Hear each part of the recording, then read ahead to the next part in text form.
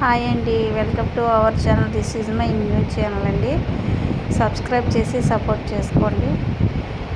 అందరికీ పూలపాడ్యమి శుభాకాంక్షలు. పూలపాడ్యమి రోజు ముందు రోజు నైట్ అన్ని ముగ్గులు ఎలా వేసుకున్నాను, ముగ్గులు ఎలా వేసుకున్న తర్వాత ఉదయాన్నే అంతా ముగ్గులు అవి వేసుకొని అన్నీ సర్దుకొని చేసుకోలేము కదండి, పిల్లలతో ఉన్నాం. అందుకే ముందు రోజు నైట్ అన్నీ సిద్ధం చేసుకొని మార్నింగ్ లేచిన తర్వాత సూర్యకిరణాలు రాకముందు దీపం పెడితే దామోదర దేవునికి చెందుతుంది. సూర్యకిరణాల తర్వాత దీపం పెడితే శివయ్యకి చెందుతుంది అన్నమాట.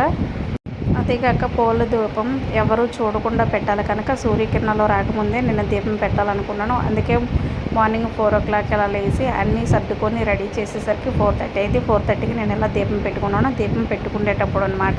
అలాగే దీపం పెట్టుకునేటప్పుడు కార్తీక దామోదరాయ నమః, గాయ దామోదరాయ నమః, ఆత్మ దామోదరాయ నమః, లింగ దామోదరాయ నమః, మోక్ష దామోదరాయ నమః, కార్తీక దామోదరాయ నమః, కృతిక మహాలక్ష్మి దామోదరాయ నమః, రాధ దామోదరాయ నమః, లక్ష్మీ దామోదరాయ నమః అంటూ ఇలా మనం ఈ మంత్రాన్ని జపించుకుంటూ గోరంత పసుపు కుంకాన్ని తీసుకొని కొండంత పసుపు కుంకుమ మాకు ఇవ్వమ్మ పోలమ్మ తల్లి, నువ్వు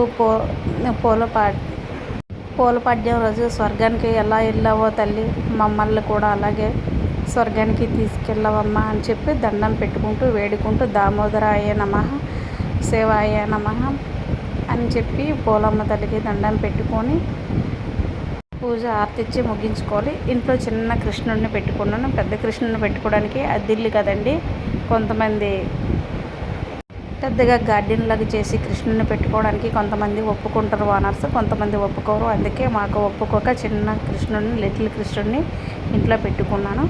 ఎలా ఉంది కొంచెం చెప్పండి. నాకు తెలిసిన విధంగా నేను పూజ చేసుకున్నాను. ఇందులో ఏవైనా తప్పులు ఉంటే కామెంట్ చేయండి, పర్వాలేదు, నేనేమనుకోను. నా పూజ నచ్చితే లైక్ చేసి సబ్స్క్రైబ్ చేసుకోండి. చిన్నప్పటి నుంచి అమ్మ కార్తీక మాసం చేయడం చూస్తూ అమ్మతో ప్రతిరోజు కార్తీక మాసం చేయలేకపోయినా సరే సోమవారం అంతా గుడికి వెళ్ళేదాన్ని, దండం పెట్టుకొని వచ్చేదాన్ని తప్ప నాకు అసలు కార్తీక మాసం అంటే ఏంటో, ఈ కార్తీక మాసం ఎందుకు చేస్తారో ఏంటనేది కూడా నాకు తెలియదు.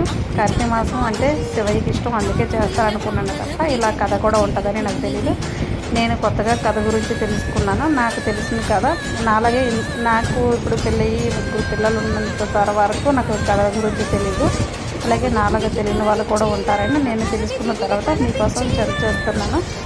ఈ కథ పూర్తిగా చదివి చూసి విన్న తర్వాత నా వీడియో మీకు నచ్చితే లైక్ చేసి సబ్స్క్రైబ్ చేసి మా ఛానల్ని ఫాలో అవ్వండి.